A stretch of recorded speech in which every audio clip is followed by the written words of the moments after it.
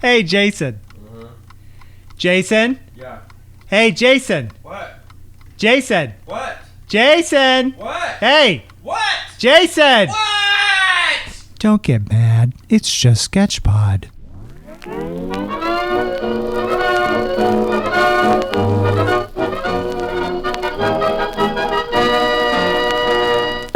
I was at B Dalton, looking at the Playgirl. Did they sell Playgirl? Yes, they at did. B. I got caught in a B Dalton looking You at a did? Playgirl. You did? Yeah. At what age? At like, I love this story. Probably was like 10.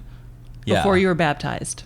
Yes, definitely Wow. before I was baptized. You're so questioning. What's what you do is you get a Rolling Stone magazine because it's large. It's a larger magazine. large It's large format. It's large format, bigger than the People's or the Time magazine. More coverage. Yes, and then you Rolling Stone is take known for its coverage. the Playgirl. You put it inside the Rolling Stone. Yeah. You So go smart. to the aisle Easy. within B Dalton that like doesn't have a lot of traffic, Sure. Which so I aisle went is that? into African Gardening. American Studies. Interesting. And but this is in Utah. No, in Missouri. That's right. And you rip off, and so very quickly and quietly, you rip off that cellophane that is covering the Playgirl. And yep, exactly.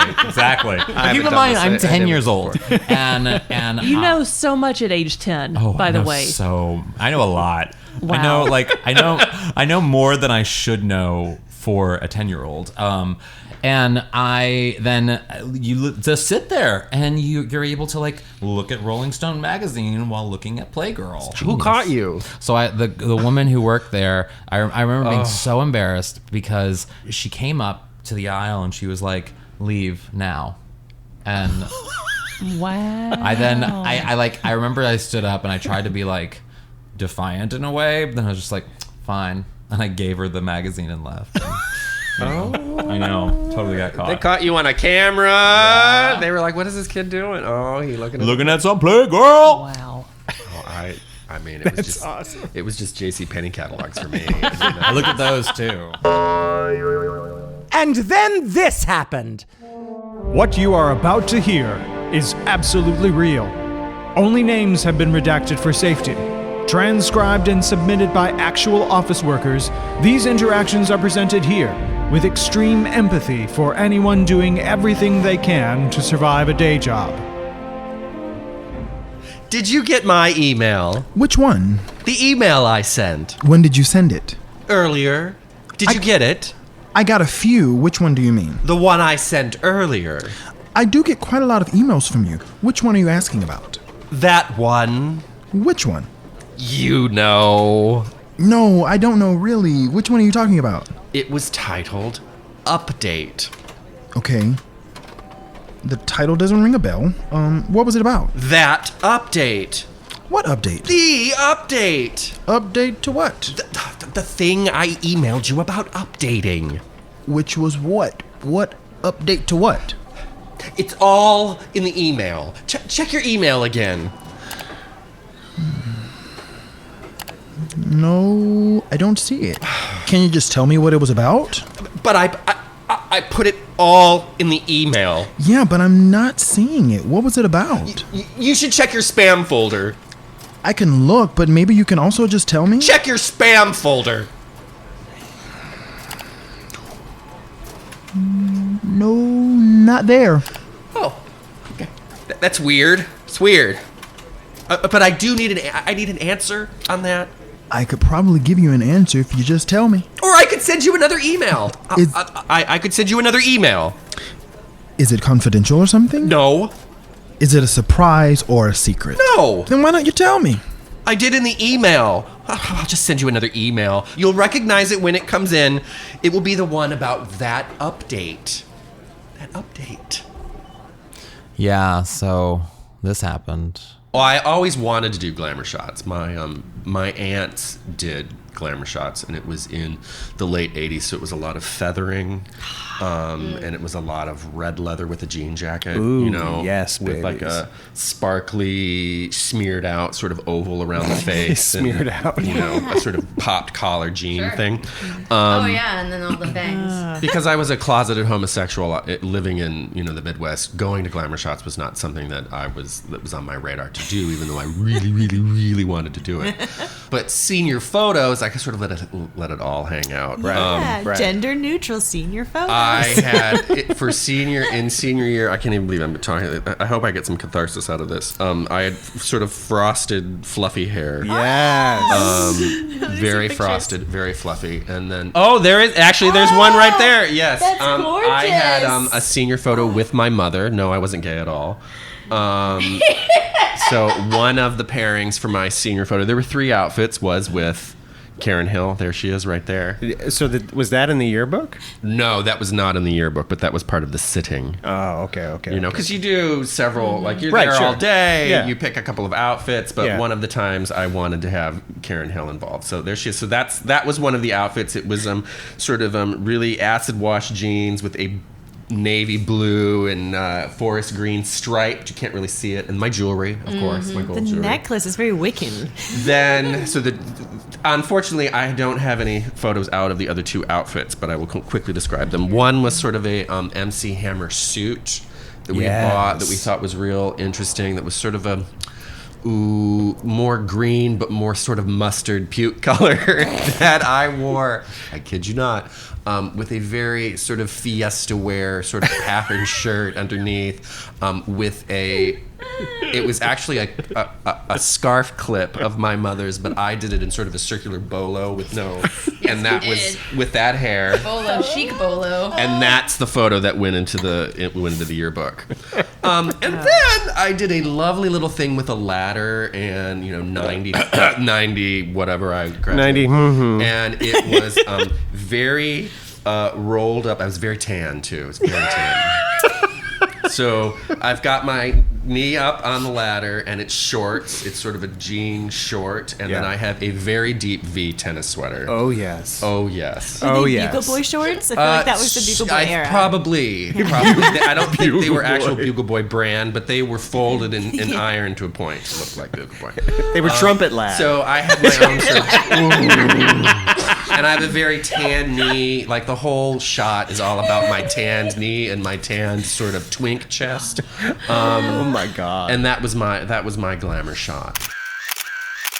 Hey, and then this happened. So I was bartending for a very long time, and then I realized that I needed to start to apply some of my higher order intellectual skills in a career. Absolutely. Because also I was just drinking myself to death, and my liver was starting to look like a raisin. So I took a job temping at Harvard, and my first job was licking freshman year grades. I love the I pause. would lick all the grades. My first job was licking Larry Summers' balls. Oh, Yeah. and that pays. That was later. I actually ended up writing for Larry Summers, but I didn't lick his balls. So confused. Like, not literally. Like, certainly, like, envelope. Socially, I licked his balls constantly. You know what I mean? As did everyone in Mass Hall. But I didn't actually ever see his balls or lick them. But if I did see them, I probably would have licked them because I've never said no. Honey. Really protest. So I took a temp job licking envelopes, and then I got another job, which was archiving for the School of Public Health. And they were like, archive these things, and I was just left alone in this office that couldn't have been less visible. Do you know what I mean? Like, it was like, you know how like there are Basement, cubicles all the way where in the back, it was like yeah. literally you had to go around like a snail, you know what I mean? Like a snail formation. Like a And then I was in the reverse back. Guggenheim And then there in were the like back. 100 boxes in front of me. So like you couldn't see what I was doing, and I did nothing. Like I was just collecting a check, and I was doing none of the work. How wonderful. It was really, it's what I was cut out to do. Really, I was born for that. And Well, what did you do while you were there?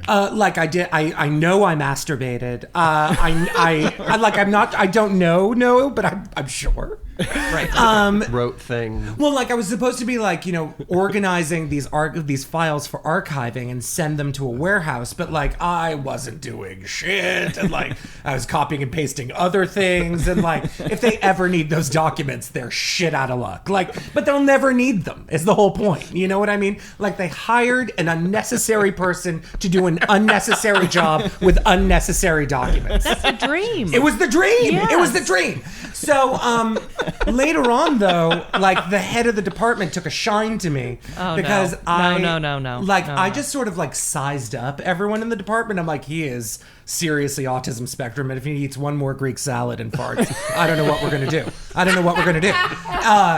So I said that to her, and she giggled, and she was like, "Oh, but like you really observe things in people." I'm like, fuck yes, I do. But there was this lady who worked there. I don't want to say her real name, so let's say it was Cuzanne. Cuzanne. Right? Cuzanne. Not like French cousin, but like Cuzanne. Cuzanne. Right? I won't say her real name. Right. Right? It's Cuzanne. It was Cuzanne. Right. So Cuzanne was this mean spirit, she had this face where like she was smiling at you and you were like, God, that means that there is some kind of like mousetrap bullshit that she was laying for you. Do you know what I mean? Mm-hmm. Like evil Always white smiling. lady, like, oh hi, and like you just know that she was trying to get you fired and gossiping about you. Wretched, horrible lady. And Cuzanne was gossiping about everyone to management. And like if like some job came up, Sharon was late today. Sharon was late today. Yeah, it was very like Mehran said, Mehran's sweating a lot. It's like, of course I'm sweating a lot. I'm fucking detoxing every day. Every day. Of course I'm late to work. I hate this job. Every day. Every day I Every hate this day. job. And it was a school of public health, and I would like roll in there with like a cocktail in one hand and like a cigarette in the other, no helmet on my bicycle, no hands. Whatever. So Cuzanne, like she was always like, I just know she was tattling on me, and like she would try to take like small aspects of my job to take on as her thing, so that like if somebody got fired, it wouldn't be her because she had more responsibilities than this other. I've already been helping out. And like her husband was faculty, and there was no reason Tenured for her, faculty. Tenured faculty. Like she didn't need a stupid administrative assistant day job, but my ass was constantly on the verge of eviction. Of course I need this goddamn job. Right. Wow. So Cuzanne was just fucking with me left, right, and center, and like, and you know, I never prayed for her death necessarily. That's a lot of effort. So to speak. Right? Yeah. No one It's cares. the wrong kind of energy. You thought about it, maybe? Like all the time. Like all I wanted was for something horrible to happen to her, or to be like, Cuzanne, just sit in my desk for a while. And I just push all the boxes onto her. So Cuzanne, like there was this one day where she was like, okay, I'm gonna get everyone lunch. Let's organize for lunch. And like for her, she was like, let's do something ethnic and wild. So she was like, let's order Thai food, right? That's so wild. It's so wild and exciting. Oh, like, do you understand how this woman is like my nemesis in so many ways? Like my soul's nemesis. And ethnic. Ooh. So, like, I hate that. So she, like, gets everyone around her shitty desk, and everyone is gathered around her, faculty, managers. And at the time, the number one sort of Thai restaurant in the neighborhood was this place called Brown Sugar. So she goes to www.brownsugar.com. That's not the right website. No, it wasn't, motherfuckers.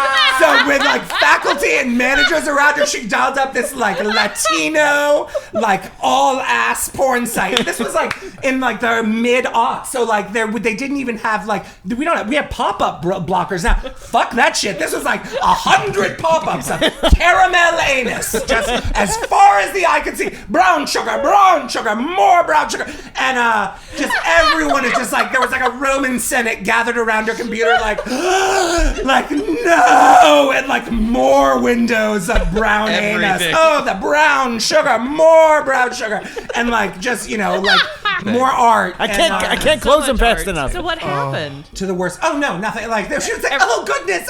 So like I'm sure eventually she like threw her monitor out the window to like just like to arrest the scandal. I'll just call. I'm sorry. Yeah, exactly. Like I'll speak to the foreign person. I was a fool. Hey, Jason. What? Hey, Jason. What? Jason. What? This has been Sketchpod, recorded in picturesque Brooklyn, New York by Grubby Films Inc.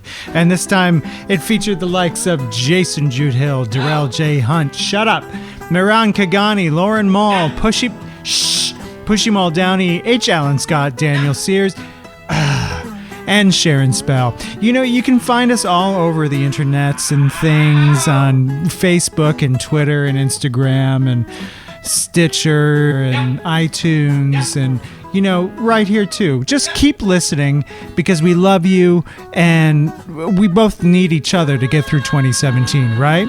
Hey, Jason. What? Love you.